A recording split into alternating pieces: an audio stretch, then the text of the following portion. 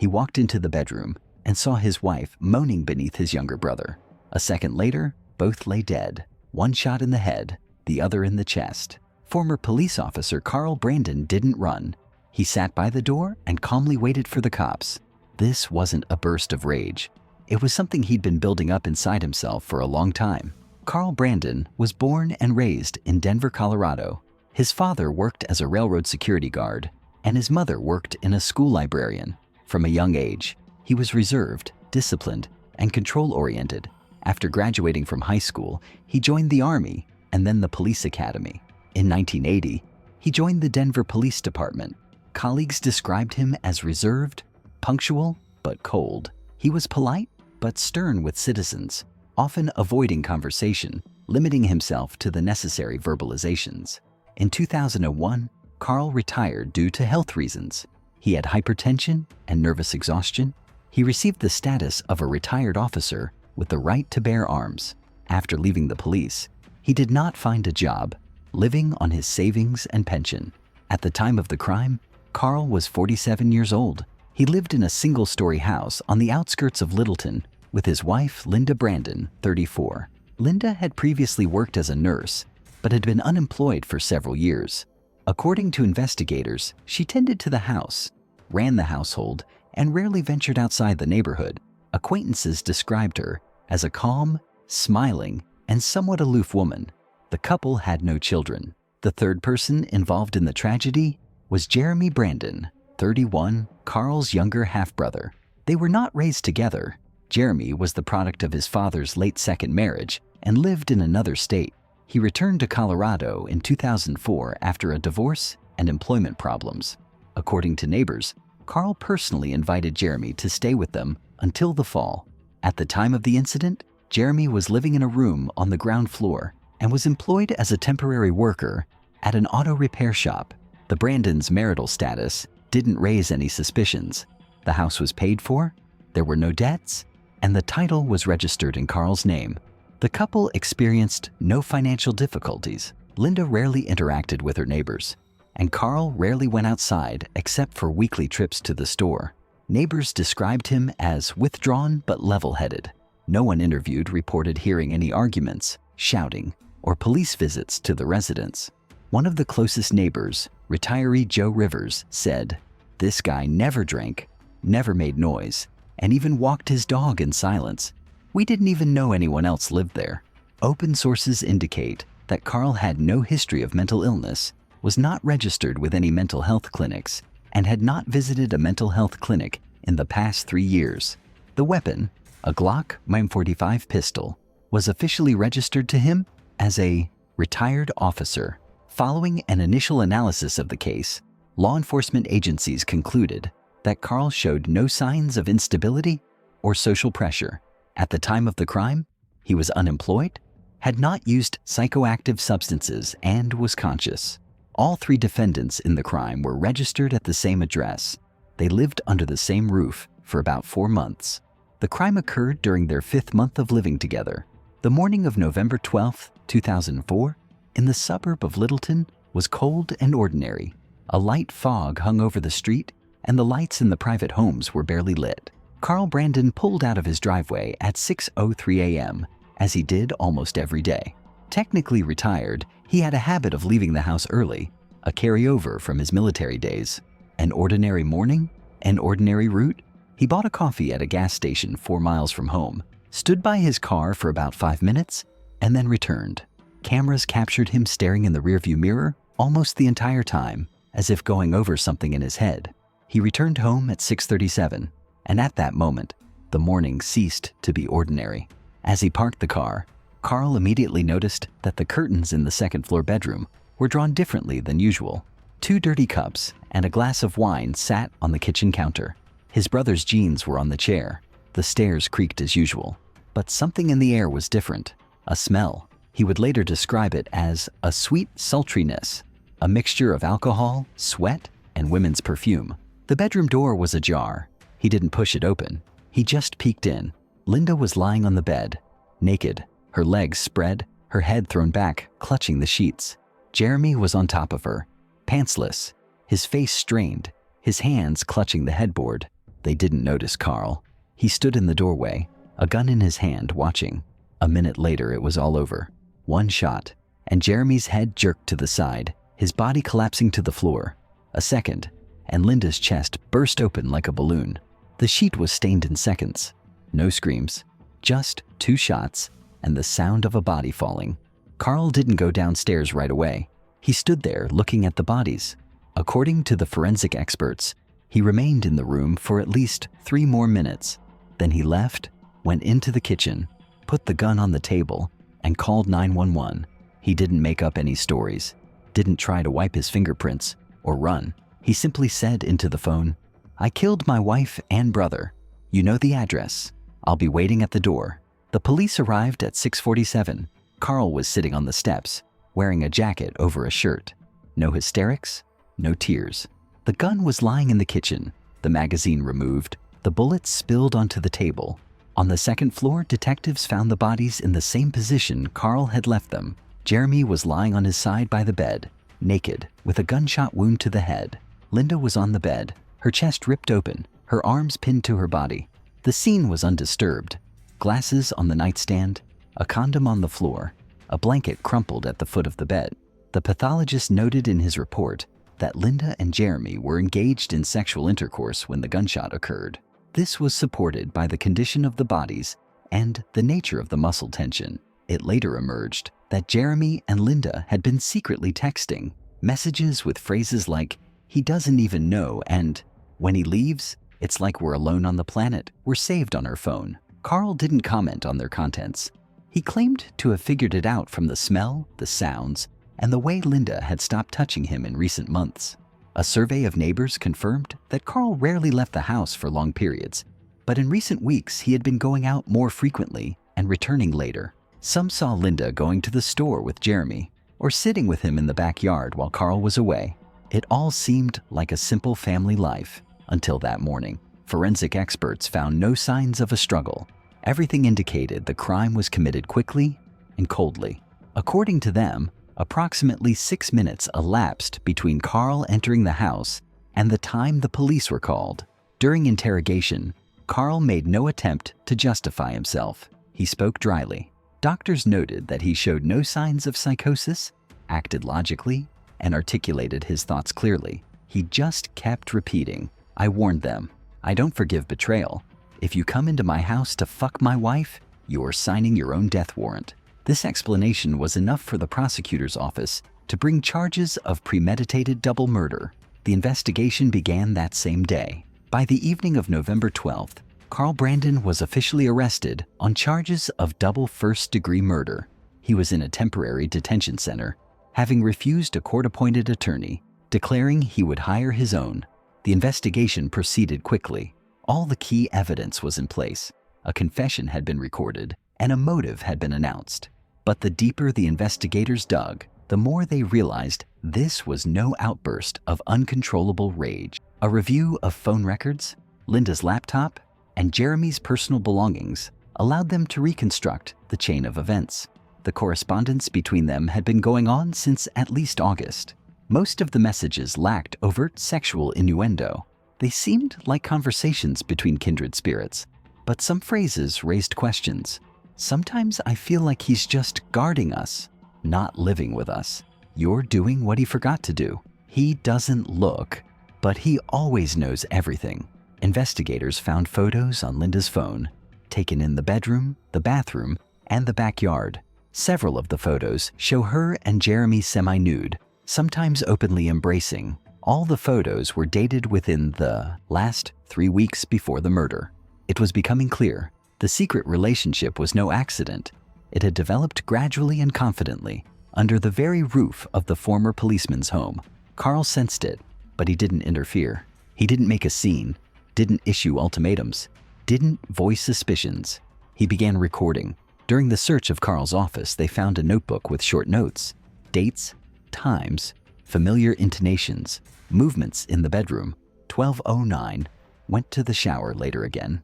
10:23, together in the backyard, laughing.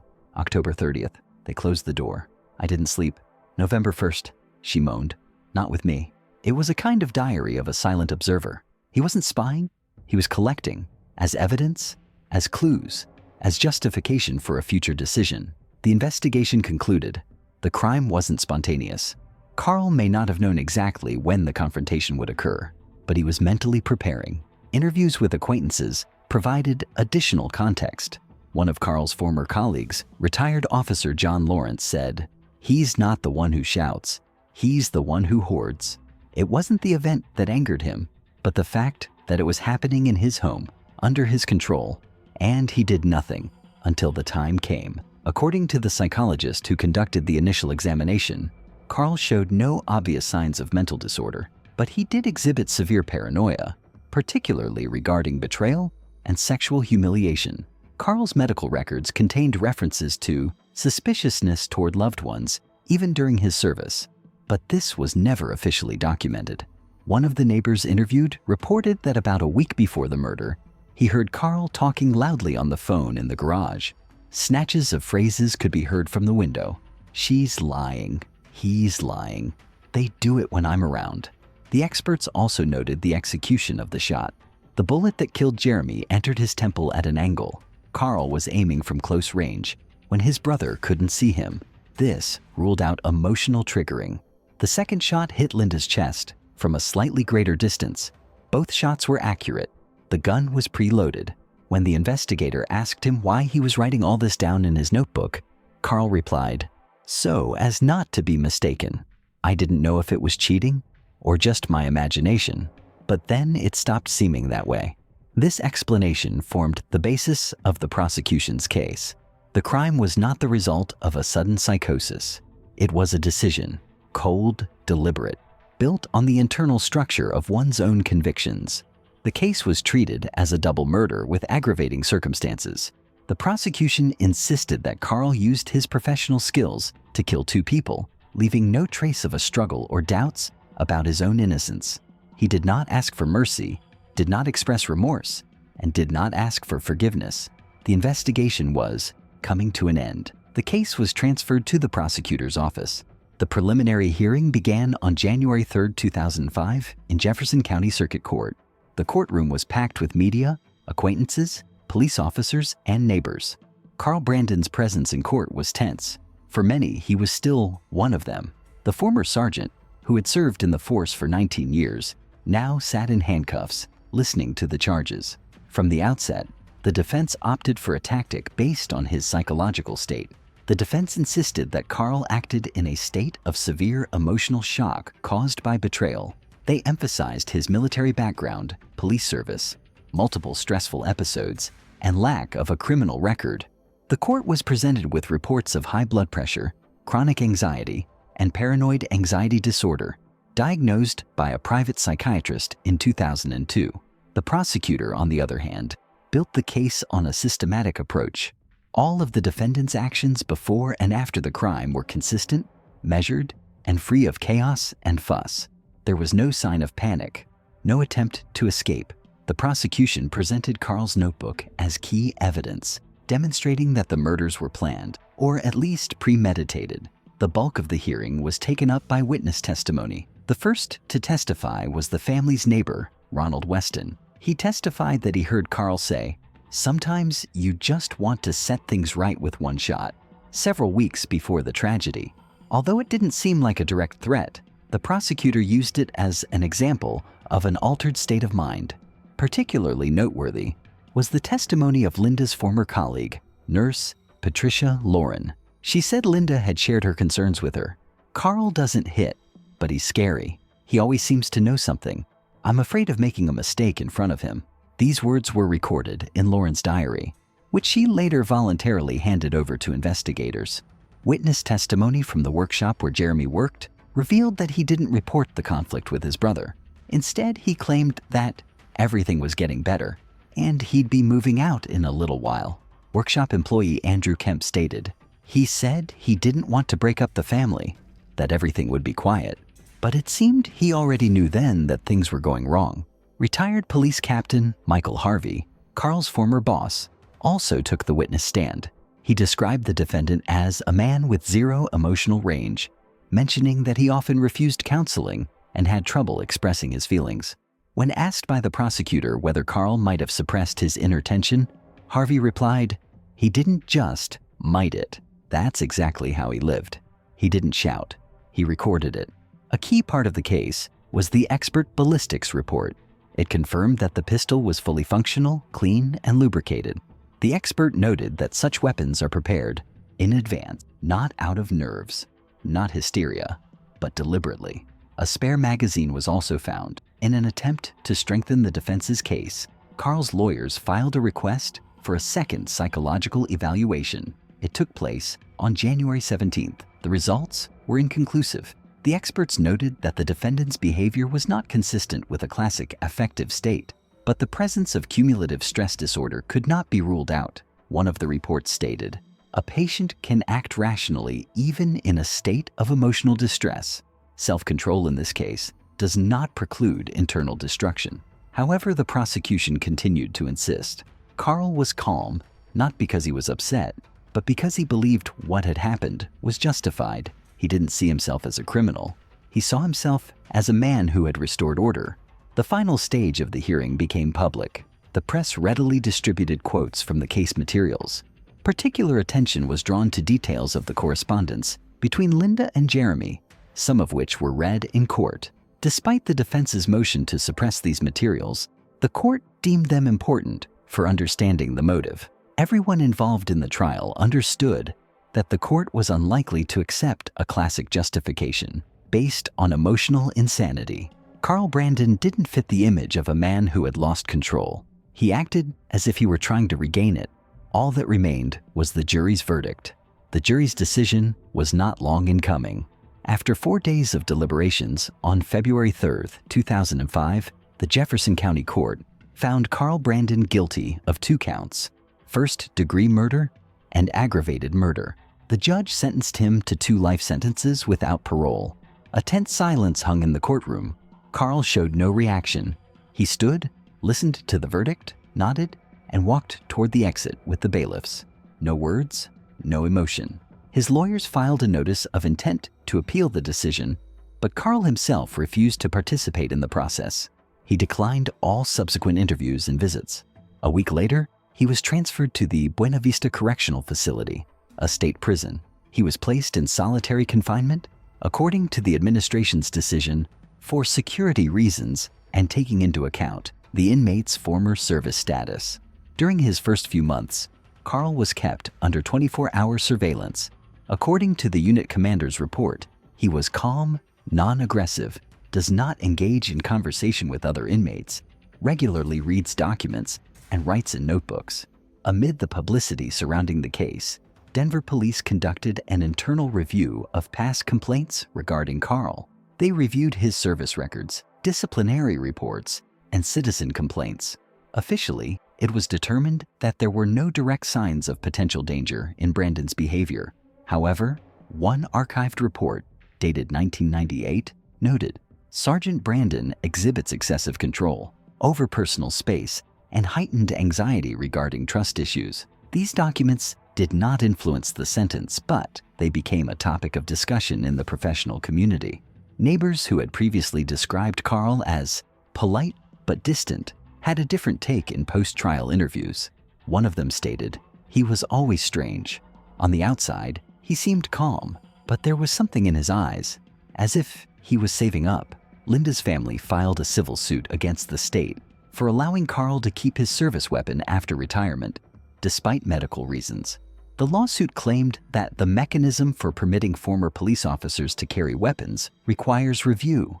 The court dismissed the lawsuit, finding that Carl had no legal contraindications at the time the permit was issued. 2 years later, in 2007, an article appeared in the Colorado Legal Review examining Carl Brandon's case as an example of so-called closed aggression in law enforcement structures, when pent-up tension and strict personal discipline within a law enforcement officer can lead to a violent outburst if there is no system of psychological release and supervision. Carl didn't respond to the publication. Not a single letter from prison, not a single statement or confession. His imprisonment continues to this day, in a cell with concrete walls, a metal bed, and the same clock that once hung in his home. Thus ended a story in which there was no fight, No struggle, no hysteria, just one quiet room, one former police officer, 2 bullets, and dozens of questions he never answered.